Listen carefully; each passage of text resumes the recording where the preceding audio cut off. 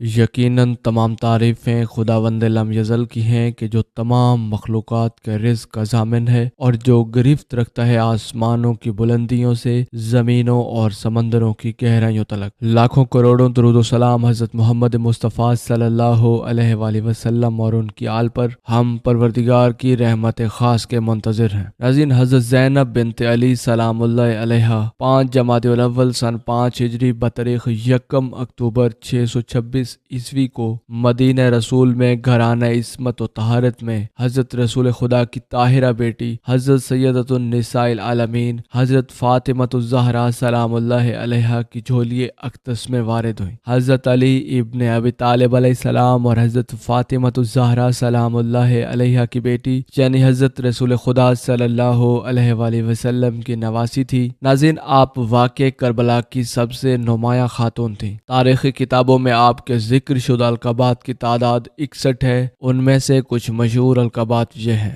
ثانیہ زہرا، عالمہ غیر معلمہ، نائبۃ الزہرا، عقیلہ بنی ہاشم، نائبۃ الحسین، صدیقہ صغریٰ، محدثہ، زاہدہ، فاضلہ، شریکۃ الحسین، رضیہ بالقدر۔ حضرت سیدہ زینب سلام اللہ علیہا کو جناب محمد رسول اللہ صلی اللہ علیہ وآلہ وسلم کی زیارت کرنے اور ان سے سیکھنے کا موقع ملا۔ جب وہ 7 سال کی تھی تو ان کا نانا حضرت محمد مصطفیٰ صلی اللہ علیہ وآلہ وسلم کا انتقال ہو گیا۔ اس کے تقریباً 3 ماہ بعد حضرت سیدہ فاطمۃ الزہرا سلام اللہ علیہا کا بھی انتقال ہو گیا۔ ناظرین، حضرت سیدہ زینب بنت علی سلام اللہ علیہ کی شادی عبداللہ بن جعفر طیار علیہ السلام سے ہوئی۔ ان کے 5 بچے ہوئے، جن میں اون محمد کربلا میں امام حسین ابن علی علیہ السلام کے ہمراہ شہید ہو گئے۔ دیگر 3 عبداللہ، عباس اور ام کلثوم ہیں۔ ناظرین، خود حضرت سیدہ زینب بنت علی سلام اللہ علیہ کربلا میں موجود تھی۔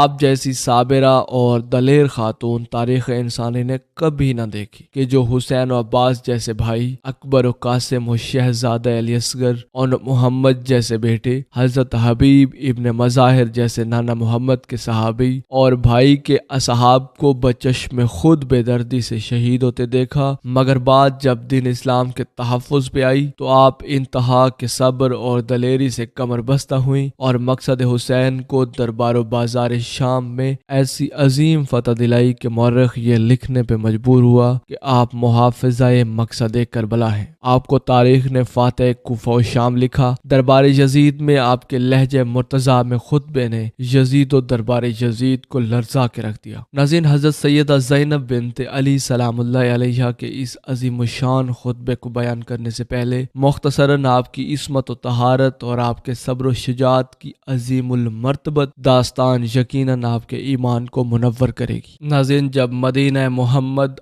آباد تھا اور پرامن تھا، کبھی کبھی حضرت سیدہ زینب بنت علی سلام اللہ علیہ اپنے بابا حضرت علی ابن ابی طالب علیہ السلام سے فرماتی: بابا، دل چاہتا ہے نانا محمد کے روضے کی زیارت کروں۔ امام فرماتے: بیٹی، ابھی تک چاندنی راتیں ہیں، تاریک راتوں کا انتظار کرو۔ مورخین لکھتے ہیں کہ جب تاریک راتیں آتی تھی تو حضرت سیدہ زینب بنت علی سلام اللہ علیہ کے مزار رسول پہ جانے سے پہلے حضرت علی ابن ابی طالب علیہ السلام بھاگ بھاگ کے روضہ پیغمبر کے چراغ بجھاتے تھے اور بھائیوں کے پہرے میں حضرت رسول خدا کی زیارت کو جاتی تھی۔ کبھی پوچھتی نہ کہ بابا، آپ بھاگ بھاگ کے روضہ رسول کے چراغ کیوں بجھاتے ہیں؟ فرماتے: زینب بیٹا، مجھ سے برداشت نہیں ہوتا کسی غیر محرم کے نگاہ زینب کے قدموں کے نشانوں پہ پڑ جائے۔ ناظرین، 3 جمادی الثانی سن 11 ہجری مدینہ کی پرامن گلیاں، آدھی رات کا وقت تھا۔ حضرت علی ابن ابی طالب جیسے شیر خدا بابا موجود تھے۔ ماں کا جنازہ تھا۔ چند سال عمر تھی حضرت سیدہ زینب بنت علی کی۔ آدھی رات کے وقت کو حضرت سیدہ فاطمۃ الزہرا سلام اللہ علیہ کا جنازہ مدینے کی گلی میں رواں دواں تھا کہ چند قدم چلا جنازہ اور آواز بلند ہوئی۔ مولا کائنات حضرت علی ابن ابی طالب علیہ السلام نے فرمایا: حسن بیٹا، من ہے یا تحت الجنازہ؟ حسن، جنازے کے نیچے کون ہے؟ تب حسن ابن علی علیہ السلام نے فرمایا تھا: بابا، ہے یا اختی زینب؟ بابا، یہ تو میری بہن زینب ہے۔ تب مولا کائنات حضرت علی ابن ابی طالب علیہ السلام نے فرمایا: فرمایا حسن بیٹا رکھ تو ماں کا جنازہ، پہلے بہن کو گھر پہنچاؤ۔ ناظرین، مورخین ایک اور روایت نقل فرماتے ہیں کہ جب مدینہ سے مکہ اور مکہ سے کربلا اہل بیت عظام کا قافلہ رواں دواں تھا تو بھائیوں، بیٹوں اور بھتیجوں نے یہ ثابت کیا کہ کتنی عصمت و طہارت کی مالک ہیں حضرت سیدہ زینب بنت علی۔ کربلا کے صحراؤں پہ جب قافلہ رواں دواں ہوتا تو کسی طرف سے حضرت علی اکبر کا پہرا ہوتا، کسی طرف سے جناب قاسم کا پہرا ہوتا، کسی طرف سے جناب سجاد کا پہرا ہوتا۔ میرے آقا عباس علمدار قافلے سے کئی میل آگے اپنا گھوڑا دوڑاتے اور آنے والے مسافروں کو کہتے آج رستہ چھوڑ دو، آج اس رستے پہ حضرت سیدہ زینب بنت علی آ رہی۔ واقع کربلا کے بعد حضرت سیدہ زینب بنت علی سلام اللہ علیہا کا کردار بہت اہم ہے۔ واقع کربلا کے بعد وہ دمشق لے جائی گئی جہاں یزید کے دربار میں ان کا خطبہ بہت مشہور ہے۔ آپ نے اپنے خطبے میں فرمایا، اے یزید، اگرچہ حادثات زمانہ نے ہمیں اس موڑ پر لا کھڑا کیا ہے اور مجھے قیدی بنایا گیا ہے، لیکن جان لے میرے نزدیک تیری طاقت کچھ بھی نہیں۔ خدا کی قسم، خدا کے سوا کسی سے نہیں ڈرتی، اس کے سوا کسی اور سے گلہ و شکوہ بھی نہیں کروں گی۔ اے یزید، مکر و ہیلے کے ذریعے تو ہم سے جتنی دشمنی کر سکتا ہے کر لے، ہم اہل بیت پیغمبر سے دشمنی کے لیے تو جتنی بھی سازشیں کر سکتا ہے کر لے، لیکن بخدا قسم تو ہمارے نام کو لوگوں کے دل و ذہن اور تاریخ سے نہیں مٹا سکتا اور چراغ وحی کو بھی نہیں بجھا سکتا۔ تو ہماری حیات اور ہمارے افتخارات کو بھی نہیں مٹا سکتا، اور اس طرح تو اپنے دامن پر لگے ننگوار کے بدنما داغ کو بھی نہیں دھو سکتا۔ خدا کی نفرین و لعنت ہو ظالموں اور ستمگروں پر۔ ناظرین، واقع کربلا کے بعد حضرت زینب بنت علی علیہ السلام کا کردار بہت اہم ہے۔ واقع کربلا کے بعد وہ قیدی بنا کر کئی شہروں سے گزار کر دمشق لے جائی گئی۔ انہوں نے اس سفر اسیری میں کئی خطبے دیے، ان میں سے ایک خطبہ یزید بن معاویہ کے دربار میں دیا۔ ان کے دیگر فساد و بلاغت سے بھرپور خطبات کی طرح ان کا یہ خطبہ بہت مشہور ہے جس نے دربار یزید پر لرزہ طاری کر دیا تھا۔ یزید کی محفل میں حضرت سیدہ زینب بنت علی سلام اللہ علیہا کی نظر اپنے بھائی کے خون آلود سر پر پڑی تو انہوں نے جو غمناک آواز میں فریاد کی جس سے سب لوگوں کے دل دہل گئے۔ آپ نے فرمایا تھا، اے حسین، اے محبوب خدا، اے مکہ و مینا کے بیٹے، اے فاطمہ الزہرا سیدۃ النساء العالمین کے بیٹے، اے محمد مصطفیٰ کی بیٹی کے بیٹے۔ پھر یہ معروف خطبہ دیا جس نے دشمن حسین کے مقاصد کو خاک میں ملا دیا۔ راوی اس واقعے کو نقل کرتے ہوئے کہتا ہے کہ خدا کی قسم بی بی زینب کی آواز سے وہ تمام لوگ رونے لگے جو یزید کے دربار میں بیٹھے ہوئے تھے، اور یزید اس طرح سے خاموش ہوا تھا جس طرح اس کو سانپ سونگ گیا ہو۔ یزید نے خیزران کی لکڑی لانے کا حکم دیا، پھر یزید نے اس لکڑی کو امام حسین ابن علی علیہ السلام کے لبوں اور دانتوں پر لگایا۔ ابو برزہ اسلمی جو صحابی رسول تھے اور وہاں پر موجود تھے، اس نے یزید کو مخاطب کر کے کہا، اے یزید، کیا تو اس چھڑی سے فرزند فاطمہ الزہرا کے دندان مبارک پر مار رہا ہے؟ میں نے اپنی آنکھوں سے دیکھا ہے کہ پیغمبر اسلام حضرت محمد مصطفیٰ صلی اللہ علیہ وآلہ وسلم حسین اور ان کے بھائی حسن کے لبوں اور دندان مبارک کو بوسہ دیتے اور فرماتے تھے کہ تم دونوں جوانان جنت کے سردار ہو، جو تمہیں قتل کرے خدا اس کو قتل کرے اور اس پر لعنت کرے اور اس کے لیے جہنم کو آمادہ کرے، اور وہ بہت خراب جگہ ہے۔ ناظرین، بس یزید غصے میں لال پیلا ہونے لگا اور حکم دیا کہ صحابی رسول کو دربار سے باہر نکال دو۔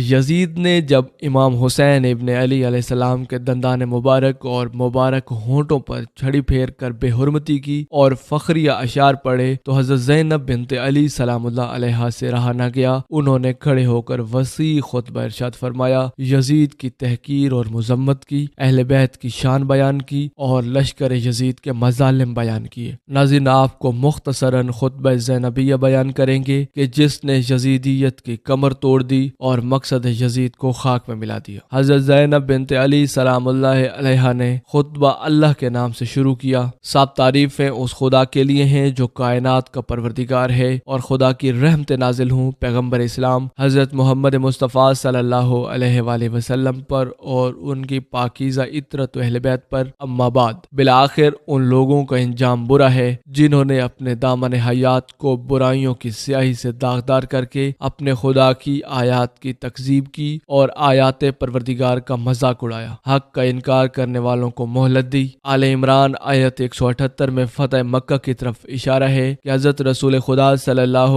علیہ وآلہ وسلم نے ابو سفیان، معاویہ ابن ابو سفیان اور قریش کے بزرگ افراد اور اپنے دشمنوں کو بخش دیا تھا اور فرمایا تھا تم آزاد ہو۔ پھر اس آیت کو حضرت زینب بنت علی سلام اللہ علیہ نے استعمال کیا۔ اے یزید، کیا تو سمجھتا ہے کہ تو نے ہم پر زمین کے گوشے اور آسمان کے کنارے تنگ کر دیے ہیں اور رسول کی آل کو رسیوں اور زنجیروں میں جکڑ کر در بدر پھرانے سے تو خدا کی بارگاہ میں سرفراز ہوا اور ہم رسوا ہوئے ہیں؟ کیا تیرے خیال باطل میں ہم مظلوم ہو کر ذلیل ہو گئے اور تو ظالم بن کر سربلند ہوا ہے؟ کیا تو سمجھتا ہے کہ ہم پر ظلم کر کے خدا کی بارگاہ میں تجھے شان و مقام حاصل ہو گیا ہے؟ آج تو اپنی ظاہری فتح کی خوشی میں سرمست ہے، مسرت و شادمانی سے سرشار ہو کر اپنے غالب ہونے پر اترا رہا ہے اور خلافت کے ہمارے مسلمہ حق کو غصب کر کے خوشی و سرور کا جشن منانے میں مشغول ہے۔ اپنی غلط سوچ پر مغرور نہ ہو اور ہوش کے سانس لے۔ کیا تو نے خدا کا یہ فرمان بھلا دیا ہے کہ حق کا انکار کرنے والے یہ نہ سمجھیں کہ ہم جو انہیں مہلت دیتے ہیں یہ ان کے حق میں بھلائی ہے؟ ہم انہیں اس لیے مہلت دیتے ہیں کہ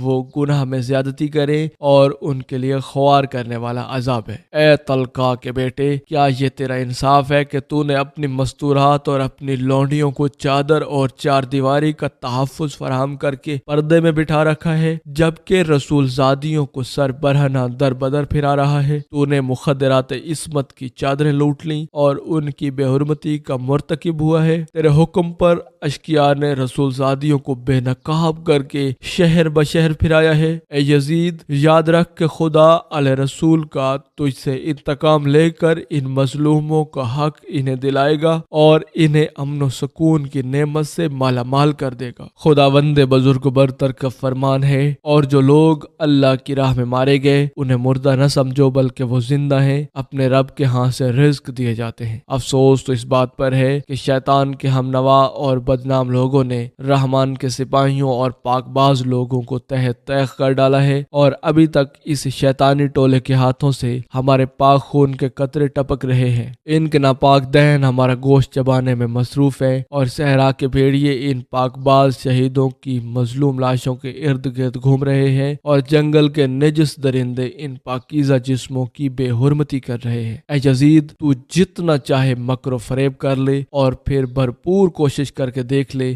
مگر تجھے معلوم ہونا چاہیے کہ تو نہ تو ہماری یاد لوگوں کے دلوں سے مٹا سکتا ہے اور نہ ہی وہی یہ الہی کے پاکیزہ آثار محو کر سکتا ہے۔ تو یہ خام خیال اپنے دل سے نکال دے کہ ظاہر سازی کے ذریعے ہماری شان و منزلت کو پالے گا۔ تو نے جس گھناؤنے جرم کا ارتکاب کیا ہے اس کا بدنما داغ اپنے دامن سے نہیں دھو پائے گا۔ تیرا نظریہ کمزور اور گھٹیا ہے، تیری حکومت میں گنتی کے چند دن باقی ہیں، تیرے سب ساتھی تیرا ساتھ چھوڑ جائیں گے، تیرے پاس اس دن کی حسرت و پریشانی کے سوا کچھ بھی نہیں بچے گا جب منادی ندا کرے گا کہ ظالم و ستمگر لوگوں کے لیے خدا کی لعنت ہے۔ ناظرین، شہادت حضرت سید الشہداء امام حسین ابن علی علیہ السلام کے بعد اب مردوں میں سوائے حضرت امام زین العابدین علیہ السلام کے اور کوئی نہ بچا تھا۔ یزیدی فوج کے کچھ سپاہی اہل بیت مطہرات کے خیموں کو آگ لگا کر لوٹ کسوٹ میں مصروف تھے کہ اچانک ایک روبدار آواز نے ان کے قدم روک دیے۔ خبردار، مزید آگے آنے کی ہمت نہ کرنا۔ یہ آواز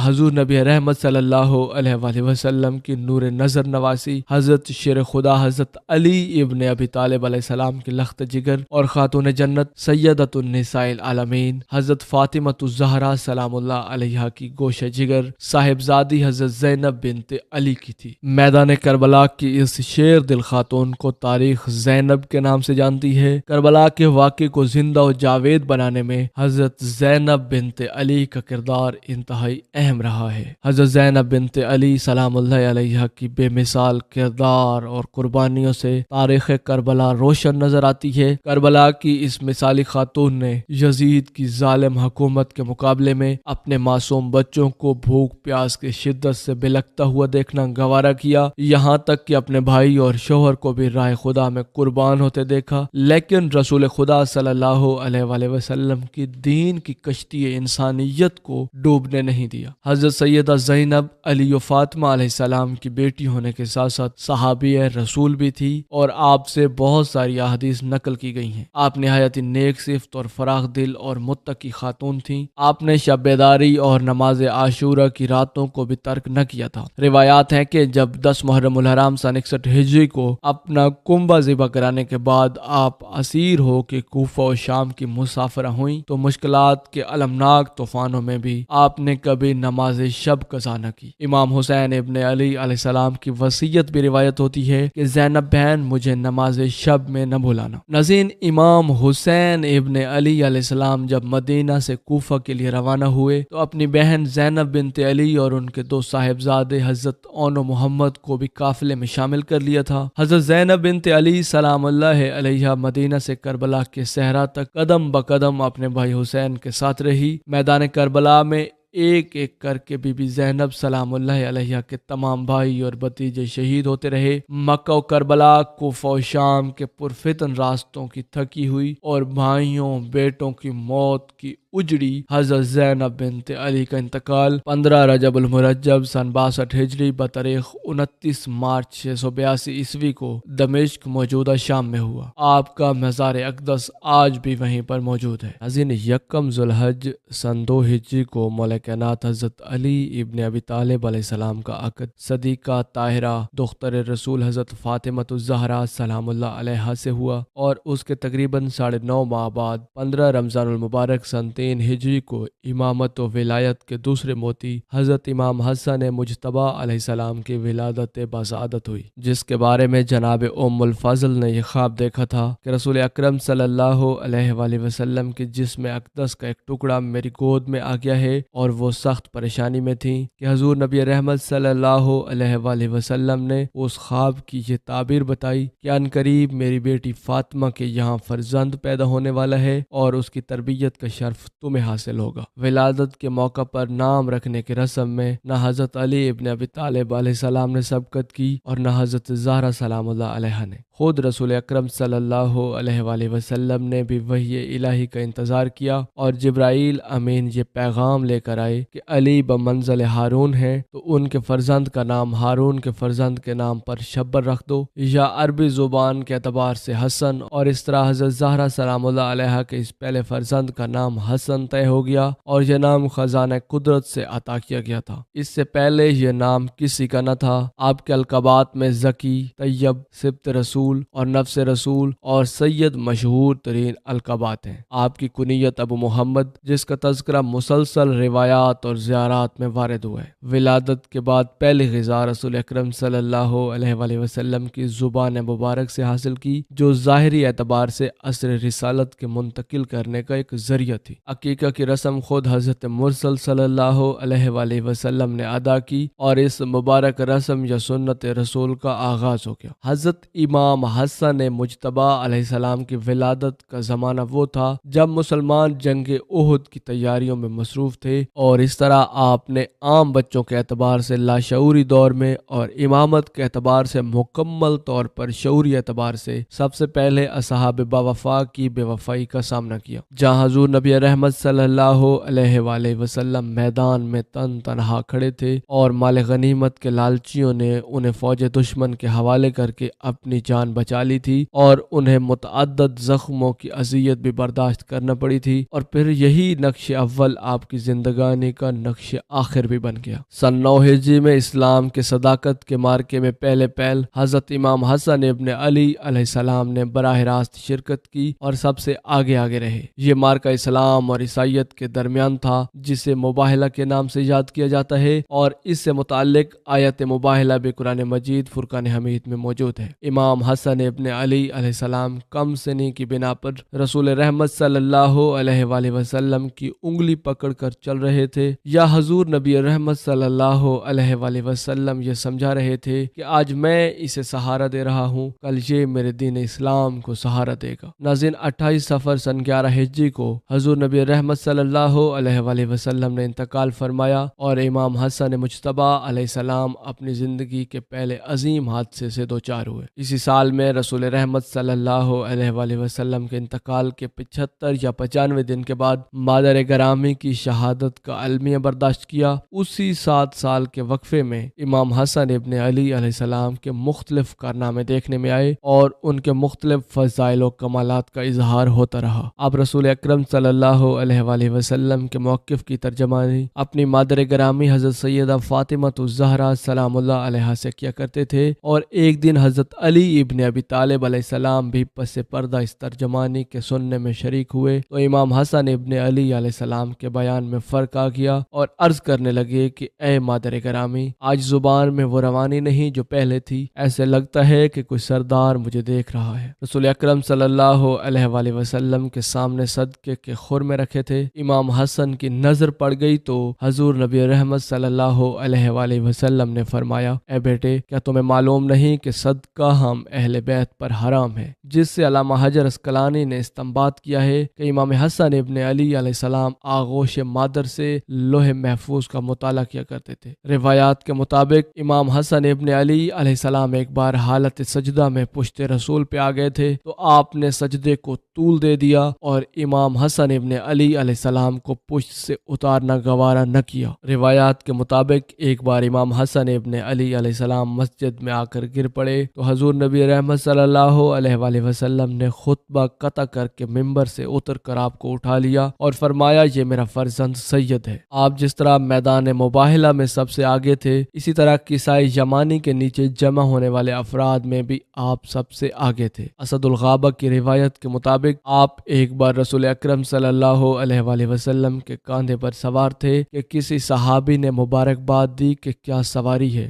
رسول رحمت صلی اللہ علیہ وآلہ وسلم نے ٹوک کر فرمایا، یہ کہو کہ کیا اچھے سوار ہیں۔ اس طرح صحابی پر یہ واضح کر دیا کہ سواری بن جانا شرف نہیں بلکہ دوش نبوت کا سوار بن جانا باعث شرف ہے۔ حضرت امام حسن ابن علی علیہ السلام کے بچپنے کا زمانہ تھا۔ حضرت ابو بکر رضی اللہ تعالی عنہ کا دور خلافت تھا۔ ایک شخص نے خلیفۃ المسلمین سے سوال کیا کہ حالت احرام میں شتر مرغ کے انڈے کھا لیے ہیں، کیا کفارہ دینا ہوگا؟ آپ نے مسئلے کو حضرت عبد الرحمن ابن عوف کے حوالے کر دیا۔ اس نے اس مسئلے کی سنگینی کو دیکھتے ہوئے اسے حضرت علی ابن ابی طالب علیہ السلام کے حوالے کر دیا۔ آپ نے امام حسن ابن علی علیہ السلام کو جواب دینے کا حکم دیا۔ امام نے فرمایا کہ اونٹنیوں پر اتنی ہی مقدار میں اونٹ چھوڑ دیے جائیں اور جو بچے پیدا ہوں انہیں خانہ خدا کے حوالے کر دیا جائے۔ حضرت علی ابن ابی طالب علیہ السلام نے فرمایا کہ فرزند، بعض انڈے خراب بھی تو ہو سکتے ہیں، عرض کیا بے شک، لیکن بعض حمل ضائع بھی تو ہو سکتے ہیں۔ ناظرین، یہ واقعہ کتاب مناقب ابن شہر عاشوب میں روایت کیا گیا ہے۔ حضرت علی ابن ابی طالب علیہ السلام مقام رہبہ میں تھے۔ ایک شخص نے آ کر اظہار خلوص کیا، فرمایا تو میرا دوست نہیں ہے، فلاں کا جاسوس ہے، اور اس سے بادشاہ روم نے چند سوالات کیے ہیں، وہ ان کے جوابات سے عاجز ہے تو اس نے تجھے روانہ کیا۔ پھر امام حسن مجتبی علیہ السلام کو جواب دینے کا حکم دیا۔ سوال یہ تھے کہ حق و باطل کا فرق کیا ہے، زمین و آسمان کا فاصلہ کیا ہے، مشرق و مغرب کی مسافت کتنی ہے، خنسا کسے کہتے ہیں اور اس کی شناخت کا ذریعہ کیا ہے، وہ 10 اشیاء کون سی ہیں اور کتنی ہیں جن میں سے ہر ایک دوسری سے قوی تر ہے۔ آپ نے بالترتیب فرمایا کہ حق و باطل کا فاصلہ 4 انگشت کے برابر ہے، جسے اپنی آنکھ سے دیکھا وہ حق ہے اور جسے صرف سنا وہ ناقابل اعتبار ہے۔ زمین و آسمان کا فاصلہ بقدر آہ مظلوم ہے کہ اسے وہی طے کر سکتی ہے۔ مشرق و مغرب کا فاصلہ بقدر سیر آفتاب ہے کہ وہ ایک دن میں اسے طے کرتا ہے۔ خنسا اس انسان کو کہتے ہیں کہ جس کے مرد و عورت ہونے کا معاملہ مشتبہ ہو۔ اس کا پہلا حل یہ ہے کہ جوانی میں اعضاء کی ساخت دیکھی جائے، وہ بھی غیر واضح ہو تو پھر پیشاب کرنے کا انداز دیکھ کر اس کے مرد یا عورت ہونے کا فیصلہ کر لیا جائے۔ 10 اشیاء میں سخت شے پتھر ہے، جس سے شدید تر وہ لوہا ہے جو اسے توڑ دیتا ہے، اور اس سے قوی تر وہ آگ ہے جو اسے جلا دیتی ہے، اور اس سے قوی تر وہ پانی ہے جو اسے بجھا دیتا ہے، اور اس سے قوی تر وہ بادل ہے جو جو اسے اٹھائے پھرتا ہے، اور اس سے طاقتور وہ ہوا ہے جس کے کاندھوں پہ یہ بادل سوار رہتے ہیں، اور اس سے زیادہ مضبوط وہ فرشتہ ہے جو ہوا کو حرکت دیتا ہے، اور اس سے قوی تر فرشتہ موت ہے جو اسے بھی موت دے گا، اور اس سے قوی تر وہ موت ہے جس سے وہ بھی نہ بچ سکے گا، اور اس سے قوی تر وہ حکم خداوند ہے جو موت پر بھی حکمرانی کرتا ہے۔ ناظرین، امام حسن ابن علی علیہ السلام کے ان جوابات میں عظیم ترین علمی، سیاسی اور اجتماعی نکات پائے جاتے ہیں، جن میں آپ نے ہر جواب سے سامعین کو ہر ایک اہم مسئلے کی طرف متوجہ کرنا چاہا تاکہ وہ ہدایت یافتہ ہو سکیں۔ ناظرین، حضرت امام حسن ابن علی علیہ السلام کو زہر کس نے دیا تھا اور شہادت سے پہلے آپ نے کیا وصیت فرمائی تھی، اس متعلق بھی تاریخ کے اوراق کو پلٹ کر دیکھ لیتے ہیں۔ ناظرین، حضرت امام حسن ابن علی علیہ السلام کے والد حضرت علی المرتضی شیر خدا کی وفات کے بعد خلافت کے لیے امام حسن ابن علی علیہ السلام کو منتخب کیا گیا، لیکن بنو امیہ کی طرف سے پیدا کیے جانے والے حالات کی وجہ سے 6 یا 7 ماہ کے اندر آپ نے حکومت معاویہ ابن ابو سفیان کے سپرد کر دی، اور معاویہ ابن ابو سفیان کے دور میں خلافت ملوکیت میں تبدیل ہو گئی اور وہ بنو امیہ کی ظالم اور جابر حکومت کے بانی قرار پائے۔ ناظرین، امام حسن ابن علی علیہ السلام کے والد بزرگوار مولا کائنات امیر المومنین حضرت علی ابن ابی طالب علیہ السلام نے 21 رمضان المبارک کو شہادت پائی۔ اس وقت امام حسن ابن علی علیہ السلام کی عمر مبارک 37 سال 6 یوم تھی۔ حضرت علی ابن ابی طالب علیہ السلام کی تکفین و تدفین کے بعد عبداللہ ابن عباس کی تحریک سے قیس ابن سعد بن عبادہ انصاری نے حضرت امام حسن ابن علی علیہ السلام کی بیعت کی، اور ان کے بعد تمام حاضرین نے بیعت کر لی، جن کی تعداد 40,000 تھی۔ یہ واقعہ 21 رمضان المبارک سن 40 ہجری یوم جمعہ کا ہے۔ حضرت عبداللہ ابن عباس نے کھڑے ہو کر تقریر کی اور لوگوں کو بیعت کی دعوت دی۔ سب نے انتہائی خوشی اور رضامندی کے ساتھ بیعت کی، اور یوں آپ نے انتظام حکومت اپنے ہاتھ میں لے لیا۔ اطراف میں اعمال مقرر کیے، حکام متعین کیے اور مقدمات کے فیصلے کرنے لگے۔ لیکن جب آپ نے دیکھا کہ اسلامی معاشرہ انتشار کا شکار ہے تو آپ نے تخت حکومت کو خیر آباد کہہ دیا، کیونکہ امام حسن ابن علی علیہ السلام کا واحد مقصد حکم خدا اور حکم رسول کی پابندی تھی۔ امام حسن ابن علی علیہ السلام نے دین خدا کی سربلندی کے لیے اور فتنہ و فساد کا سر کچلنے، کتاب خدا اور سنت رسول پر عمل درآمد کو یقینی بنانے کے لیے اپنے نانا حضرت رسول خدا امام الانبیاء جناب محمد الرسول اللہ صلی اللہ علیہ وآلہ وسلم کی صلح حدیبیہ کی تاسی میں تخت حکومت کو ٹھوکر مار کر جو تاریخی صلح کی، وہ اسلام کے تاریخ کا ایک ایسا ناقابل فراموش باب ہے جس کی نظیر نہیں ملتی۔ اگرچہ اس صلح کی شرائط ایسی تھی جن پر عمل نہیں کیا گیا۔ امام حسن ابن علی علیہ السلام اگرچہ صلح کے بعد مدینہ میں گوشہ نشین ہو گئے تھے، لیکن حق کے مرکز اور تعلیمات محمدی صلی اللہ علیہ وآلہ وسلم کے سرچشمہ امام علی مقام امام حسن ابن علی علیہ السلام کا قائم رہنا دشمنان دین کو کب گوارا تھا، اسی لیے آپ کو زہر دے کر شہید کر دیا گیا۔ ناظرین، امام حسن ابن علی علیہ السلام کو زہر دے کر شہید کرنے کا واقعہ انتہائی دردناک ہے۔ روایات کے مطابق کسی شخص نے حضرت امام حسن ابن علی علیہ السلام کو خواب میں دیکھا کہ آپ کے دونوں چشم کے درمیان یہ آیت قل هو اللہ احد لکھی ہوئی ہے۔ آپ کے اہل بیت میں سے یہ بات جب ہر ایک کو پتہ چلی تو وہ خوش ہوئے، لیکن یہ خواب حضرت سعید ابن مسیب رضی اللہ تعالی عنہ کے سامنے آیا تو انہوں نے فرمایا کہ واقعی اگر یہ خواب دیکھا گیا ہے تو امام کی عمر کے چند ہی دن باقی رہ گئے ہیں۔ ناظرین، پس یہ تعبیر صحیح ثابت ہوئی اور اس کے بعد بہت جلد امام علی مقام علیہ السلام کو زہر دے دیا گیا۔ زہر کے اثر سے آنتوں کے ٹکڑے کٹ کٹ کر باہر آنے لگے۔ اس سلسلے میں آپ کو 40 روز سخت تکلیف رہی۔ قریب شہادت جب آپ کی خدمت میں آپ کے برادر عزیز امام علی مقام امام حسین ابن علی علیہ السلام نے حاضر ہو کر پوچھا، اے میرے بھائی حسن، آپ کو کس نے زہر دیا ہے؟ تو فرمایا، اے حسین ابن علی، کیا تم اسے قتل کرو گے؟ امام حسین ابن علی علیہ السلام نے فرمایا، بے شک۔ جس پر امام حسن ابن علی علیہ السلام نے فرمایا کہ اگر میرا گمان جس کی طرف ہے در حقیقت وہی قاتل ہے تو اللہ سبحانہ و تعالی منتقم حقیقی ہے اور اس کی گرفت بہت سخت ہے اور اس کو اور میرا فیصلہ بروز محشر ہوگا۔ مجھے اس سے پہلے بھی کئی مرتبہ زہر دیا گیا، لیکن اس مرتبہ کا زہر سب سے تیز اور سب سے سخت ہے۔ روایات کے مطابق وہ زہر اتنا سخت تھا کہ امام علی مقام امام حسن ابن علی علیہ السلام کے جگر کے ٹکڑے ٹکڑے ہو گئے تھے۔ انتہائی تکلیف میں مبتلا تھے مگر پھر بھی قاتل کا نام نہ بتایا۔ ناظرین، حضرت امام حسن ابن علی علیہ السلام کو زہر دینے کے حوالے سے تاریخ تاریخ میں کئی روایات موجود ہیں۔ روایات کے مطابق معاویہ ابن ابو سفیان نے حضرت امام حسن ابن علی علیہ السلام کی زوجہ جو کہ اشعث بن قیس کی بیٹی تھی اور جس کا نام جودہ تھا، اس کو پیغام بھیجا کہ وہ اگر حسن ابن علی کو زہر دے دے گی تو اس کی شادی وہ اپنے بیٹے یزید سے کر دے گا۔ معاویہ ابن ابو سفیان نے جودہ بنت اشعث کا اعتماد حاصل کرنے کے لیے 1,00,000 درہم بھی اس کو بھیجے۔ جودہ بنت اشعث نے قبول کر لیا کہ وہ امام حسن مجتبی